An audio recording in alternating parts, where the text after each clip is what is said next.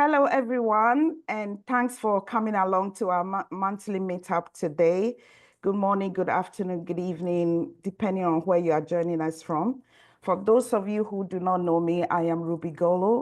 I look after Global Chamber, Accra Metro. I also run a consulting firm called Global Trade Consult, and we help overseas companies expand into Ghana with their products and services. Just a few housekeeping. Please keep your microphones on mute unless you are called to speak during the Q&A. But do feel free to share your contact details in the chat box and network among yourself.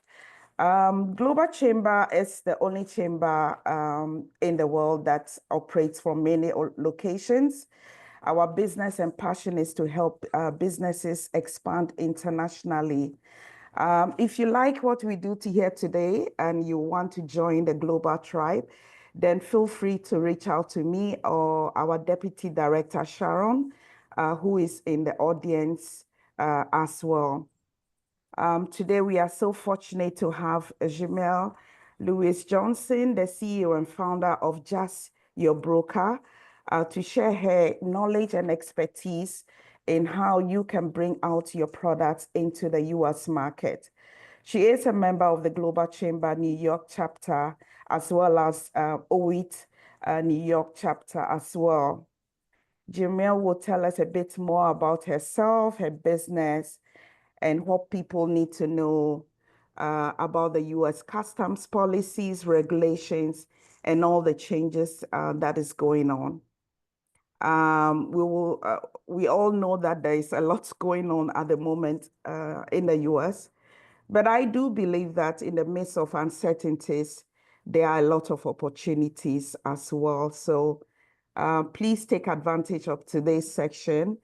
Prepare your questions, let it be interactive, and let us all learn from the lessons today and how we can support our businesses. So Jermeale, please take it away. Yes, thank you so much, Ruby. Hi, everyone. So I'm happy that you're here today. We're going to be talking about exporting to the U.S., customs policies you need to know. Like Ruby said, if you have any questions, we'll be answering some questions here as well. So just to give you guys a little bit about myself, I am based in New York. My family is from overseas, from Guyana and Panama. I've been born and raised in New York my whole life. Previous experience before getting into this industry, I worked for TSA, the Transportation Security Administration. I did airport security and baggage security, and I also did security at Barack's second inauguration, which was pretty cool. So since leaving that industry, I wanted to try something different. I came into this industry as a temp and I gained my experience working at a big company that you guys know. You can check out my LinkedIn. And while I was in the organization, I studied for my customs broker exam. I also passed the first time I took my test. And I just like learning. So the industry is very interesting to me. There's so many opportunities to learn, like here today. I joined the NCB FAA. I got my certified customs specialist designation after I passed my test. I got grandfathered in. Like Ruby said, I'm part of Global Chamber in OIT, New York. I'm part of the board for each one. Some other organizations I've been part of is COMPTO New York, Conference of Minority Transportation Officials, International Compliance Professionals Association. And you can see my individual customs broker licenses there, but I also have a customs broker license from my company, Just Your Broker Inc. as well. So I have two. I didn't have enough space. So that's all will fit on the slides right now, guys. So today on the agenda, we're going to talk about a lot of different things. Understand your mode of transportation requirements, your ISF imported security filing, cargo descriptions, documentation requirements, commercial invoice packing list requirements, manufacturer must be registered with FDA because we're talking about agricultural products. I know a lot of people are interested in that. FDA prior notice. We're going to do a case study on dried hibiscus flower. The harmonized tariff schedule numbers do provide guidance on regulatory requirements. We'll briefly talk about that. Knowing your participating government agencies, PGAs, benefits of importing towards USA customs policy, benefits of choosing the right customs broker, staying up to date in a small question and answer session. So the most important thing is understand your transportation requirements. This comes up a lot, I see. A lot of people don't file their ISF on time, and that is a big problem. So when you have an ocean shipment, you must file your ISF on time at least 24 hours before being placed on the vessel. Customs does put the shipment on hold, and it will delay you getting your shipment on time. If you're trying to save money, this is not a way to save money. You have to file this on time. So this happens a lot. I notice with shipments less than container load, there's delays because someone within under that master bill of lading has not filed their ISF. You should work with your customs broker or your freight forwarder to make sure that everybody on that same shipment as yours is filing their ISF on time, because that leads to delays for everybody. If one shipment is not cleared under that master bill of lading, it holds up all the other shipments within that same container. So the ISF, what information needs to be listed? A lot of times they get ISF that's missing a lot of information. The main ones I see are the container stuffing location and consolidators, never listed. I always have to keep asking for it. Sometimes they get names without addresses. I need the complete name, the complete address always for all entities. So we need the master or regular bill of lading, the house bill of lading if it's applicable, importer of record, consignee, buyer, seller, manufacturer, supplier, container stuffing location, as we just mentioned, consolidator, the ship to party, country of origin, the HTS number. If you can give us the complete HTS number, that's always appreciated, or at least the HS code, the first six digits. Container number is also good to have as well. So I wanted to really make sure the slides were catered to our audience, Dashiki here. So we're going to talk a little bit about cargo descriptions, which I think is very important. So customs requires clear descriptions, be very specific. They have put out information on how some people give very vague descriptions, and it causes manifest holds because they don't know what's in your shipment. So just listing wearing apparel is not detailed enough.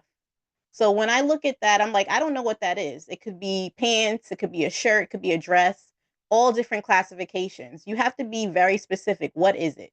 So I put down unisex cotton daishiki top. And when you look at that description, can you visualize exactly what it is? Now think about wearing apparel. Do you know exactly what it is when you hear that? You really can't. So you have to make sure you give clear descriptions so that someone that doesn't know what your shipment is can figure out what's in there. That's the goal. I see a lot of things that say foodstuffs. What is that? What could that be? What type of food? Is it shrimp? Is it octopus? Is it squid? What is it? And we have to have a lot of details. We don't get those details a lot of the time, and that causes issues. It causes delays. We don't want delays because delays cost money. So documentation requirements. Bill of lading, airway bills, depending on your mode of transportation. The bill of lading is for ocean shipments. Airway bill is for your air shipment. Commercial invoice packing list. Those are standard documents. But additional requirements may change based on the product that you're importing. A notice of arrival for a plant-based product.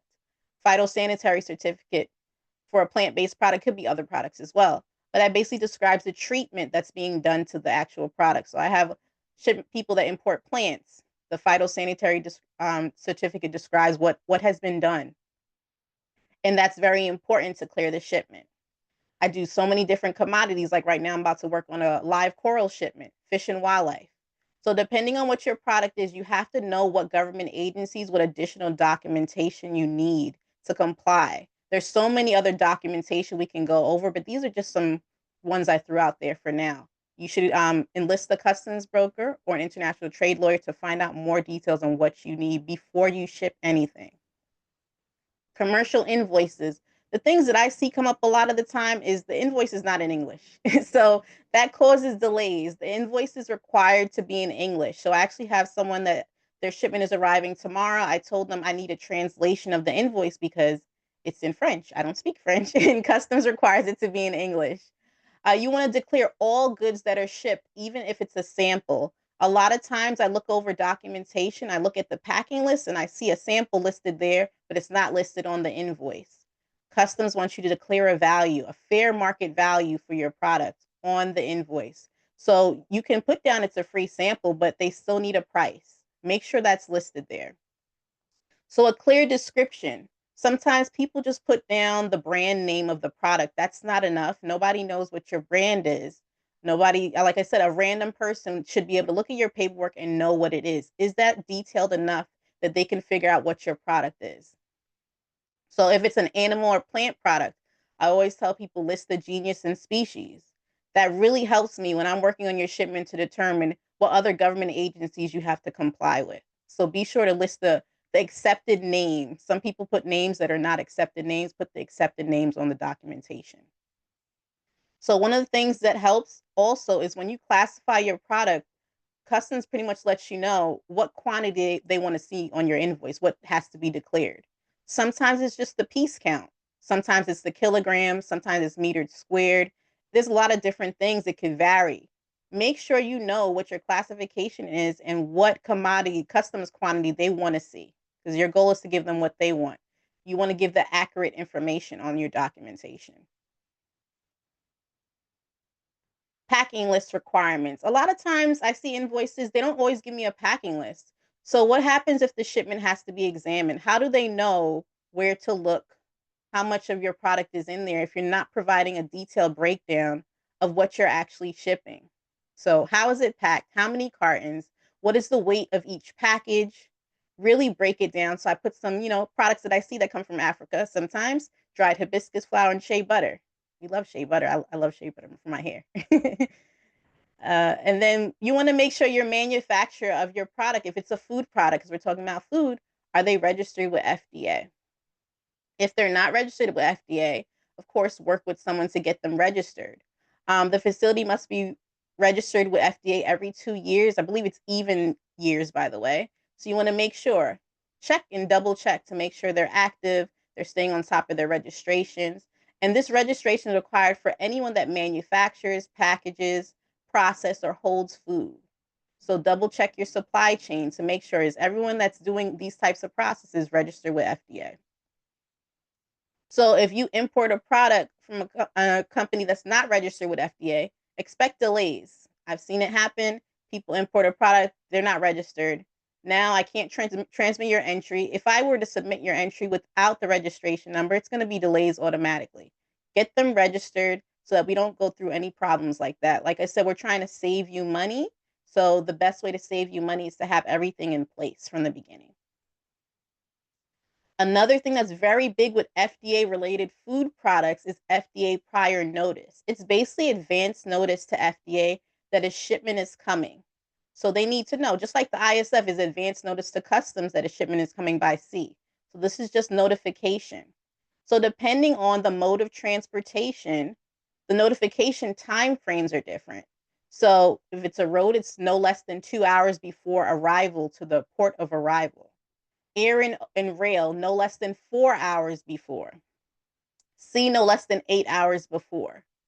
Make sure you guys understand what's your mode of transportation so that you file your FDA prior notice on time.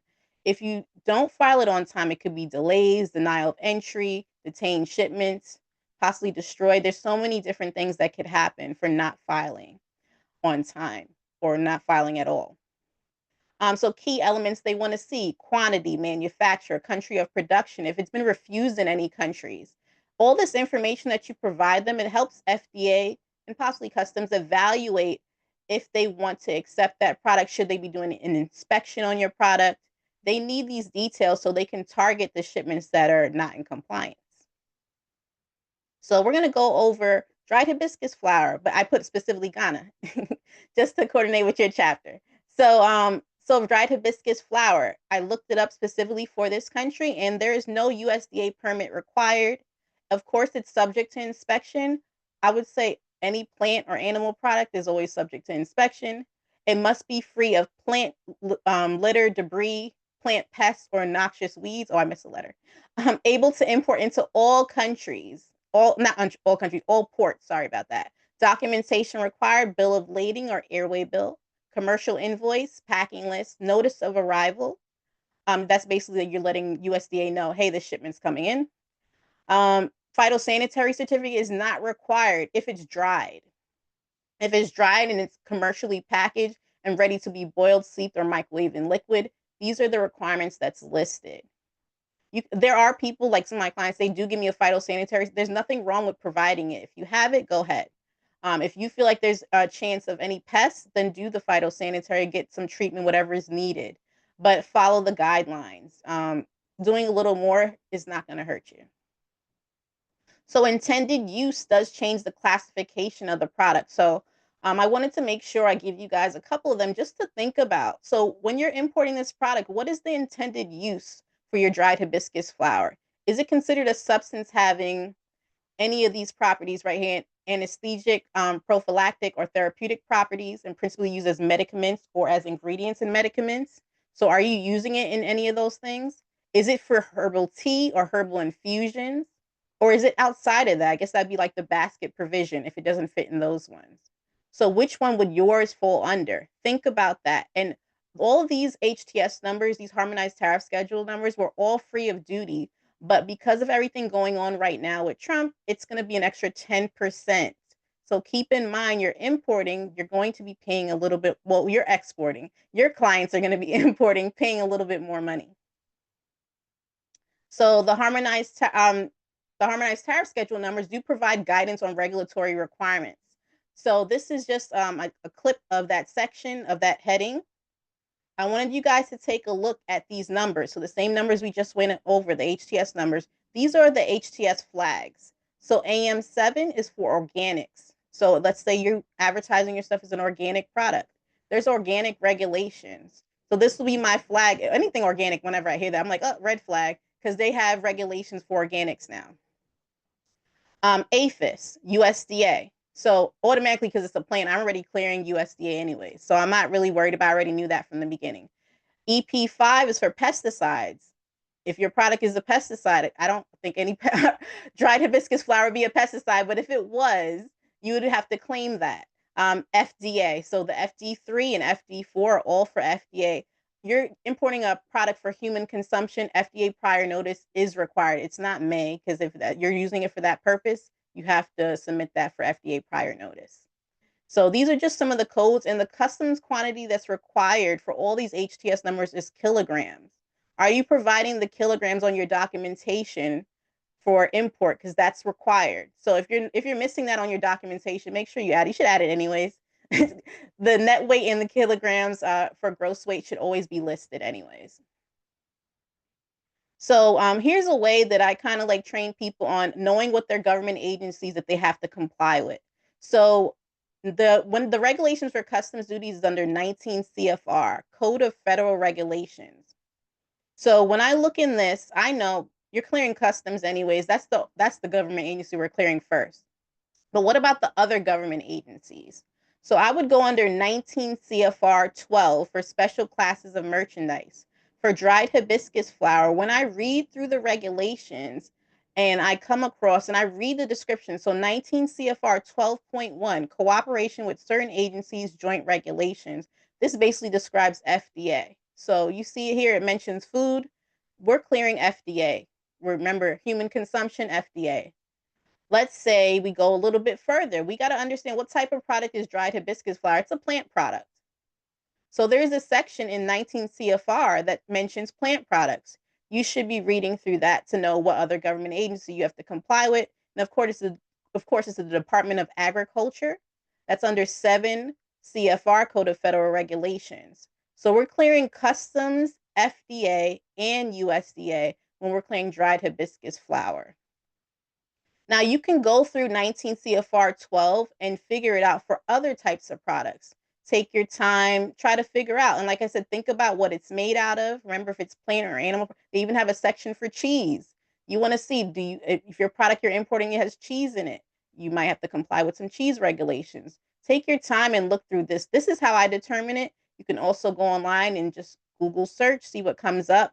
But the best place I would say is always the regulations, and then reach out to a customs officer for clarification on what you don't understand. So the benefits of importing towards USA customs policy. You want to avoid any penalties and fees. That's our goal. So when we do file our ISFs late, there's a potential $5,000 penalty. So failure to file on time could result in an ISF hold. Shipment can't move. You're paying more money. Customs will hold the shipment until it is removed, which is until you file your ISF. you clear your shipment, that causes plenty of holds, delays. You could be subject to civil and or criminal penalties. Another reason to comply with the regulations, you want to maintain your right to import or export. Customs does have the authority to put restrictions on people importing and exporting. There, I always check the consolidated screen list to see if anyone that I'm dealing with is on a list.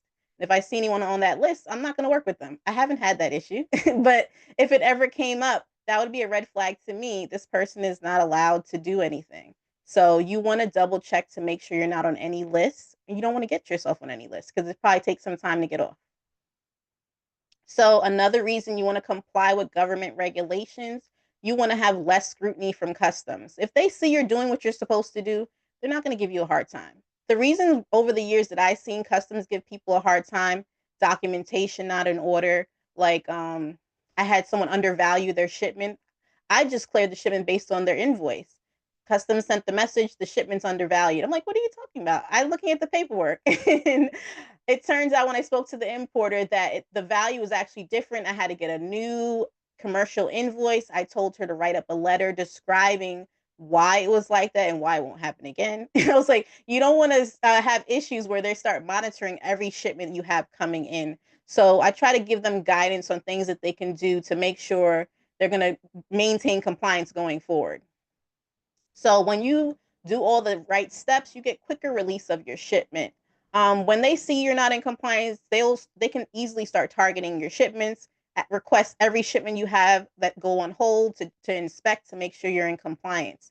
That's not what you want. Trust me, I've seen it happen. It's not worth it. It takes up more time. You can't sell your product right away because you're waiting. Another reason, storage. You're not paying storage when you have all your stuff together. You want to get, like I said, you don't want to spend that extra money. Don't waste your money. Keep it in your pocket, especially because now we have the tariffs. So you're already spending more money on tariffs. Do you want to spend money on storage too? That's not what you want. One of the things that I always suggest people do a documentation review before you have anything exported. Make sure everything is there. Invoices in order. Any additional requirements that you have to comply with is very important. So I have a client that imported an engine. I actually have this blog post on my website, justyourbroker.com. He imported an engine. Turns out the engine needed a bond. I didn't know, so I started going through the shipment. So I was like, oh, I had a request that luckily, I think it was the manufacturer had a bond. But I checked the paperwork days in advance before it arrived. So we were able to avoid storage fees. That's very important. So he didn't know, but I figured it out for him, explained to him what was needed, and we worked through it and we were able to save him some money. Another reason you want to comply with customs regulations, prepare for customs audits, maintain your documents for 5 years. Customs can go back even after you clear a shipment. You think your shipment's clear, it's a year later and they're asking questions about stuff. And some people get upset, but I'm like, customs has the right to do that. They can question your shipments that are already cleared. Is your paperwork in order? Are you maintaining your records for 5 years? You should have everything that you submitted to your customs broker on file. Save it under, I usually save under the entry number. I save the documents on my customs brokerage software, but you should be saving everything. Your entry summary, your 3461, airway bill, arrival notice, commercial invoice, packing list, phytosanitaries, any import permits or anything that you have that ties to that shipment, email correspondence with your supplier, anything you should have on file, organized. So when they request it, you can give it to them right away. There's no questions on that. So by complying with the regulations, you also maximize your profit potential. When you're in compliance, there's not as many exams. There may be still exams. I had a client that imported what was it, plantain chips. And he told me he had 3 examinations on that one shipment. I've never seen that before. And I've been in the industry since 2016. And I was like, I was started asking him, do you have any compliance issues? Because I've never seen 3 examinations on one shipment. And he was saying about half the amount of shipments were going on exam. And I'm like, you have to speak to an international trade lawyer because it sounds like it's compliance issues that you're having. It's very important that you guys seek guidance. If you're having too many examinations, there's another issue at hand, and it's probably compliance. You want to speak to a trusted advisor on it. Make sure you get your paperwork in order. Anything that you're missing, You have to clear that up. There's also programs like the CTPAT, Customs Trade Partnership Against Terrorism. That does help with reducing exams. They give you priority over other importers. These are things that are important. Monitor your supply chain. Are you checking to make sure forced labor is not being used? There's a lot of different things that you could do to make sure that your products are in compliance, your supply chain is on point, so you can have less scrutiny from customs. And every time the shipment goes to exam, like an intensive exam, customs charges. They charge about $1,000. I've seen $2,000. It can go up. More and more money that comes out. So are you prepared to show that you're in compliance right away? How are you packaging your goods? Are you meeting their packaging requirements? There's so many little details that a lot of people do not pay attention to until it's problems later.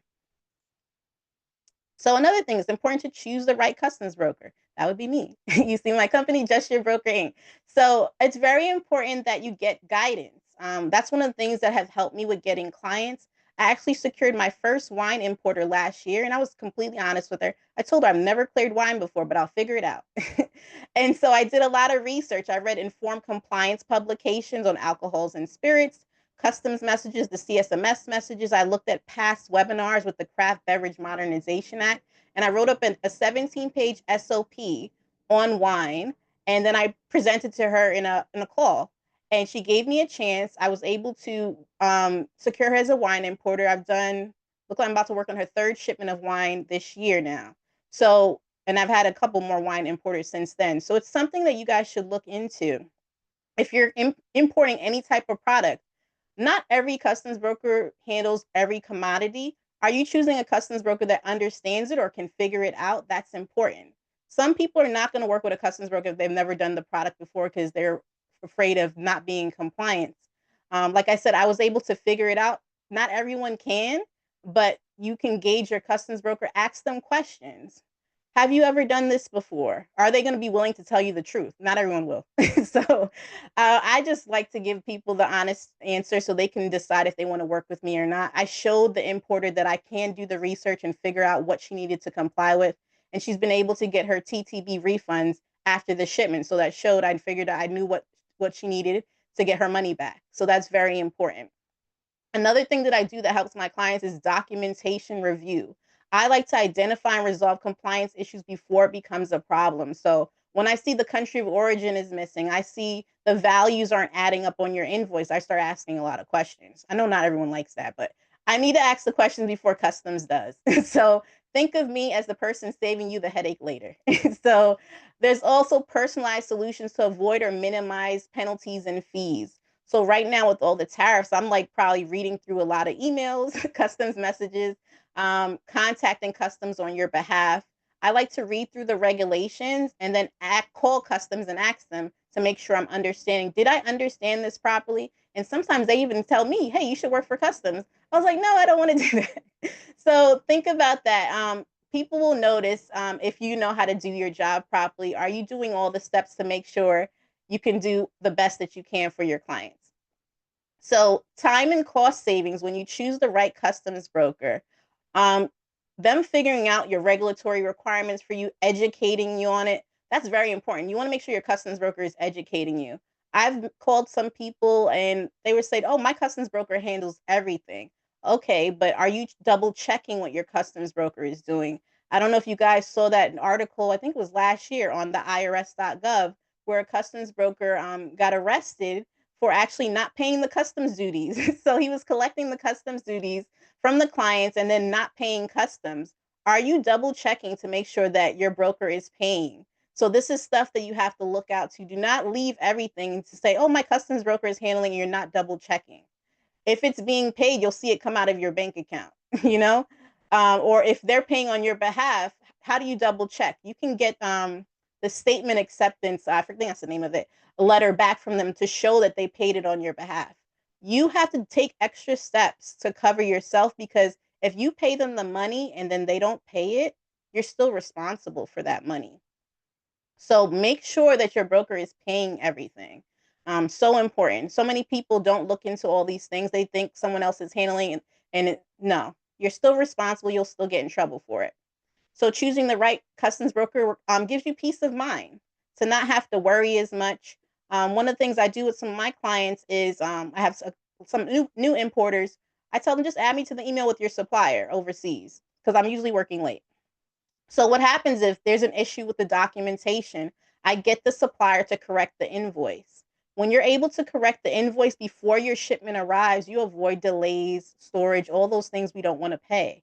So it's very important that ways that I can help you save money. Let's say your Incoterms are cost, insurance, freight.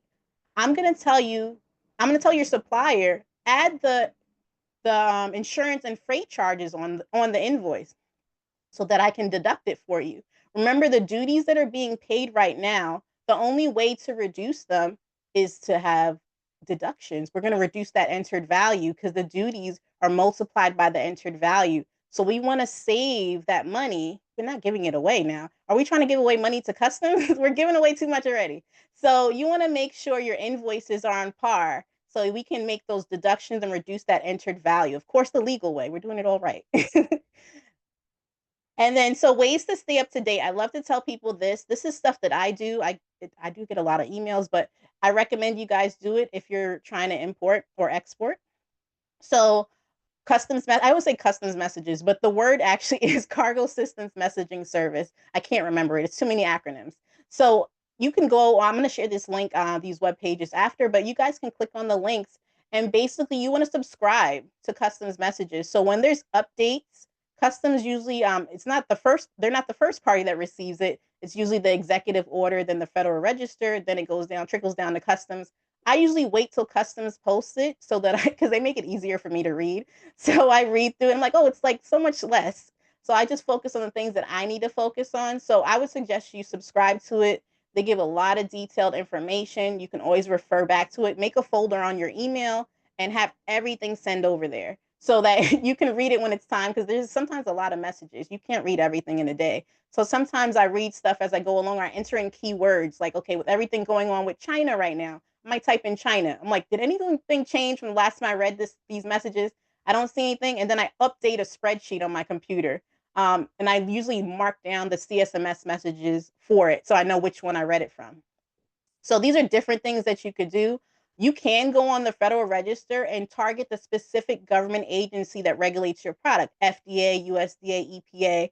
They have, I think you could subscribe to it. So federalregister.gov, you go on there, subscribe to the government agency that regulates your product because when there's updates and changes, they're going to post it on there. There's also customs messages. So customs bulletins, sorry. So customs bulletins. Sometimes you'll find really important information in these bulletins that kind of help me with compliance because that's the way these are things that customs are all reading. So things they have to know.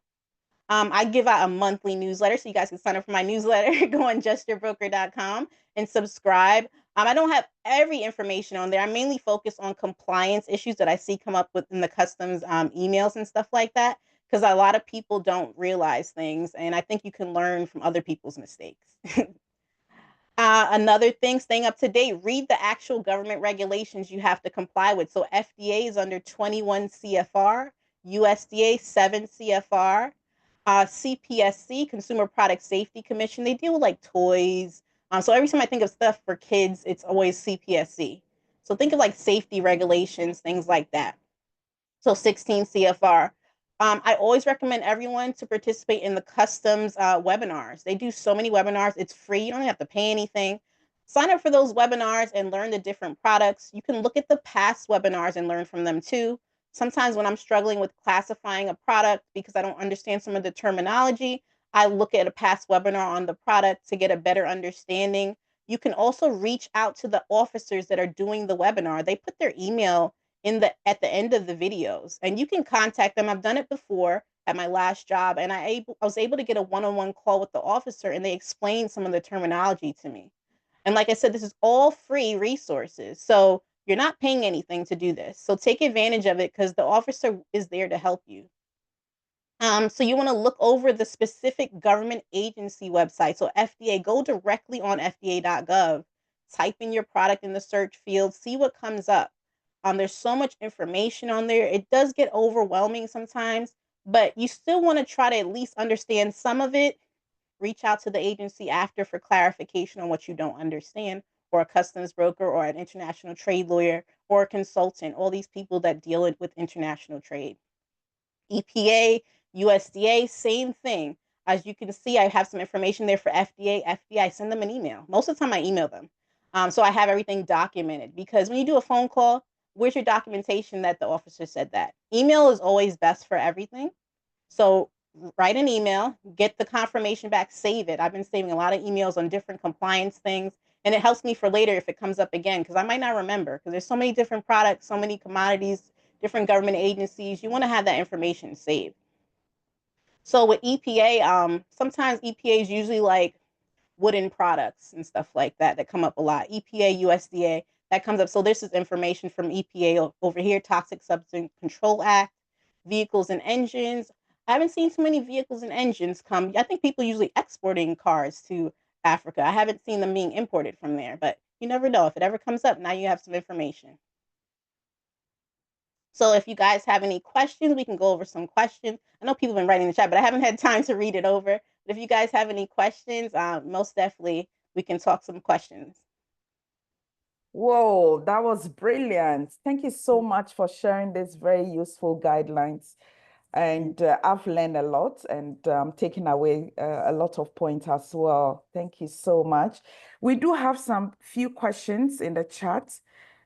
Before we do that, we take them, I will appreciate it if the audience, if you can please update your full name so we can address you properly. If you can just edit your name and put your full details, that would be very helpful. So there's a question from Emmanuel, where is it? Emmanuel Ansah and Profi. Can you help with products like cashew nuts, coffee bean, shea butter, etc. from West Africa?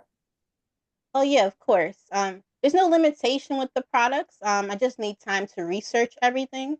Of course, like I said, scientific names are very important. So if you do reach out to me, make sure you provide the scientific name of every product, the form that it's coming in, like if it's going to be a liquid, if it's a frozen, any details like that I would need to know, because that will possibly change up what you have to do compliance wise.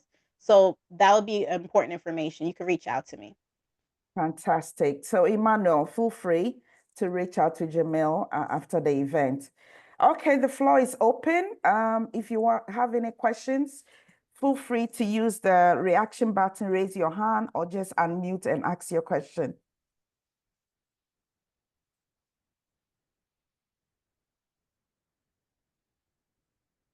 Who is going first?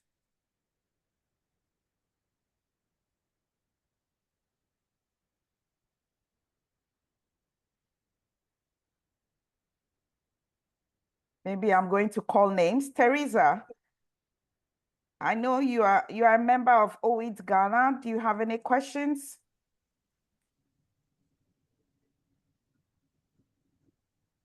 They're gonna save the questions for later, it seems. Yeah. Rubby, so I have a hi. Yeah. Go ahead, Teresa.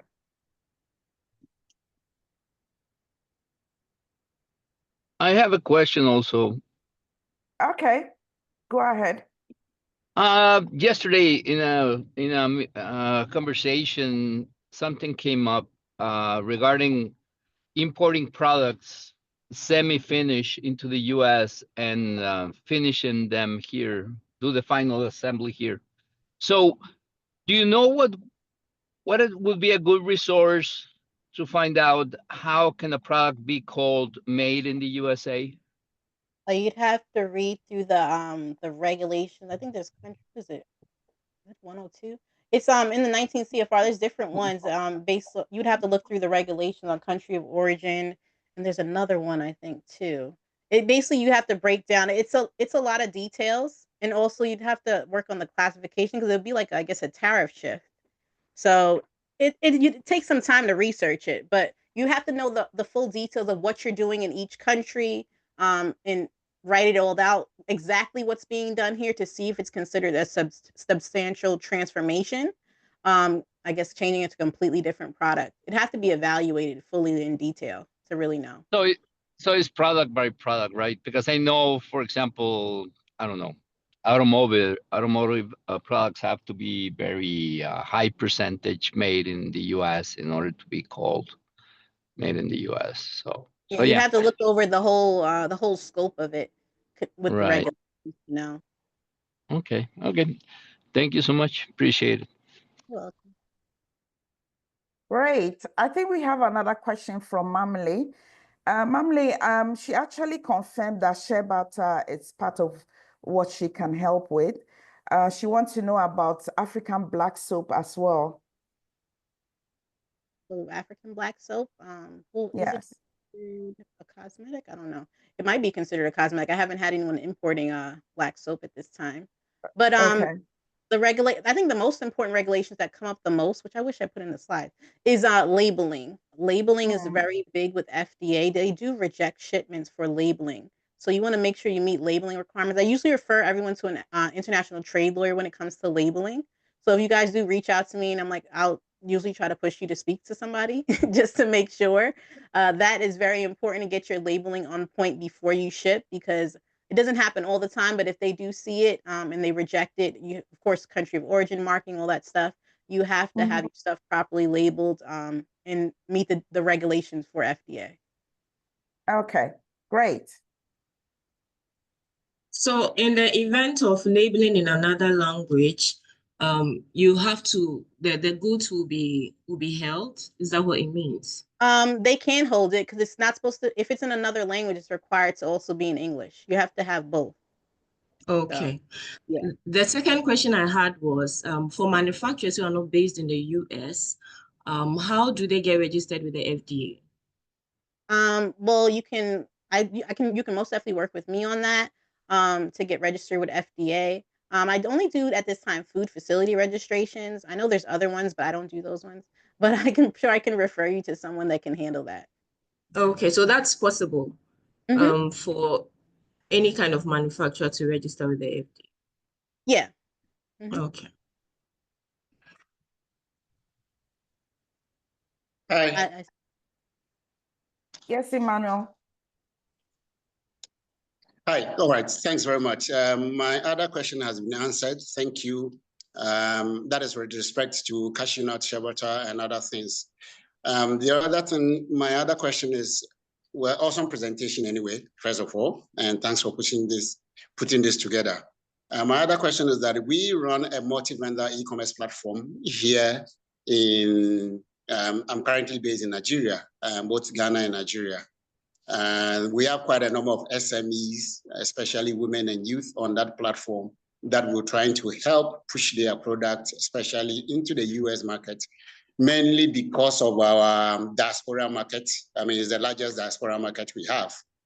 My question is, would you be able to help with respect to helping some of these businesses to register for FDA, for helping them with packaging regulations and things like that, so that it will be easier for these guys to be able to put listed on the platform and equally sell across that side of the continent? And then if you will, what are the various charges involved so that we could actually prepare or maybe sometimes organize seminars like this, webinars like this for these businesses to be able to participate? Thank you so much. And thanks, Global Chamber, for putting this through. Well, when it comes to packaging and FDA labeling, usually packaging, like I'm assuming the labeling of the packaging, I would refer you to a lawyer. And there's multiple international trade lawyers that I know. One of them is on here. I would refer you to a lawyer to help out with that, because labeling is very detailed. I've done it before in the past, but it takes up a lot of time and it can change. So it's not something that I like to handle, because I like to focus more on the customs clearance of shipments and monitoring that. So when it's outside of that, I do just refer to a lawyer for you to work with. And you'll speak to one soon because she has her hand up. Demetrius Evans is on here, and she's one of those lawyers you can most definitely reach out to for labeling requirements and helping out with packaging regulations. So most definitely contact her right now. I absolutely agree.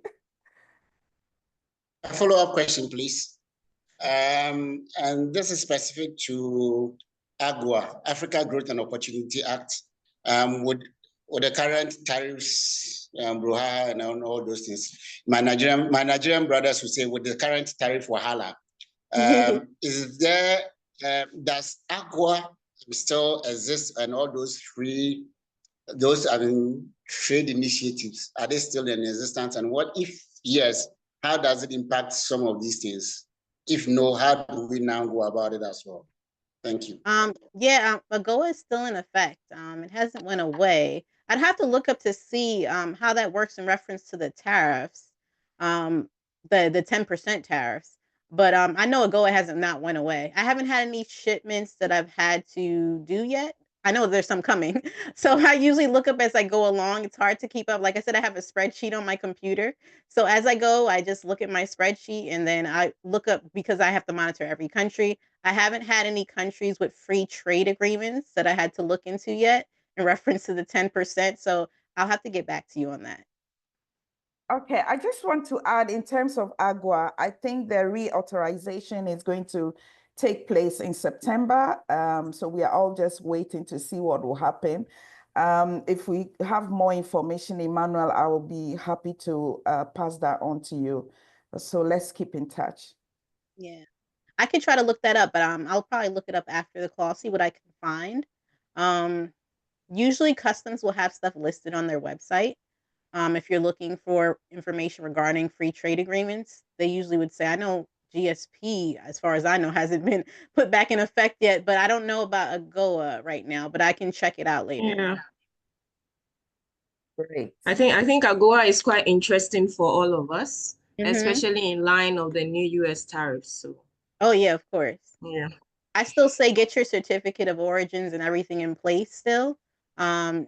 Just in case we don't know what's going to happen right now. So I just have all your paperwork in order. So if there is anything, that'd be the best suggestion. Prepare for something to change later. So have your paperwork in order, your certificate of origins on file. So if anything does happen later and they decide to give money back, you already have everything in place.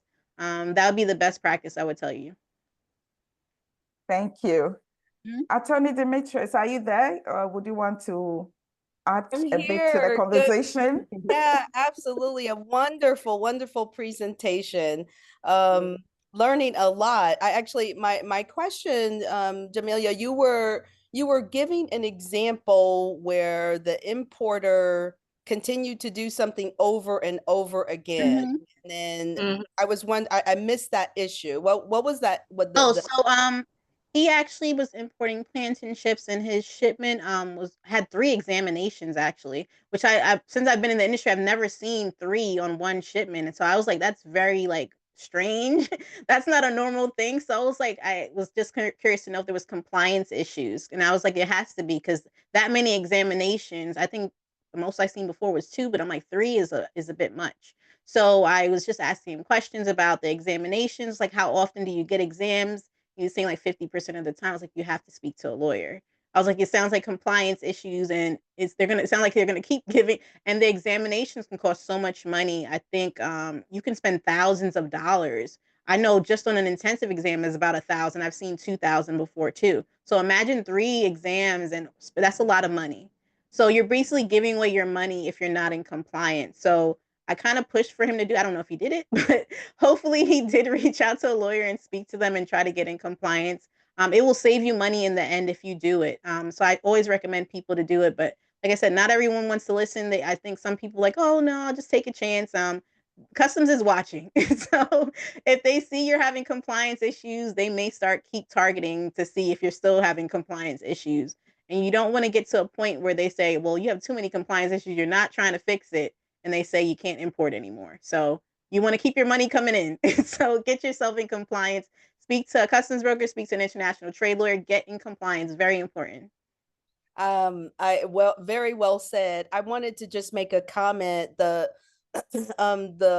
participant who talked about how do you get made in America, I was thinking, well, probably has to be made in America, or at least assembled here, right? At least a large part of it is assembled. But I was thinking there's some other things that you could say. You could say prepared in America or drafted and produced in America. But the penalties, to your point, Jermeale, the penalties when you're not following the proper directions is like very, very expensive for exams. For let's say you mislabeled something, the Federal Trade Commission would definitely penalize for saying it's made in America if it doesn't fit the requirement. So awesome job. Thank you for all the information. Thank you, Rubby, doing a fantastic job. I love this topic. Of course, I'll hold you every time. All right. Have a great day, everybody. Thank you. Thank you. Do we have any more questions as we wrap up? No? Rubby. Hi, Nima. Go ahead. Hi, Jermeale. Thank you so Hi. much for this topic, but I feel like we need more of this. I mean, the topic was really interesting. Yes, I think we should do it again, Rubby, if that's possible, and with a larger audience. This is a very great information that we really need, and I've learned a lot today. So if Rubby, you can arrange again with Jermeale, I think this would be great. Thanks Yes. for the feedback. We definitely will do. I appreciate that.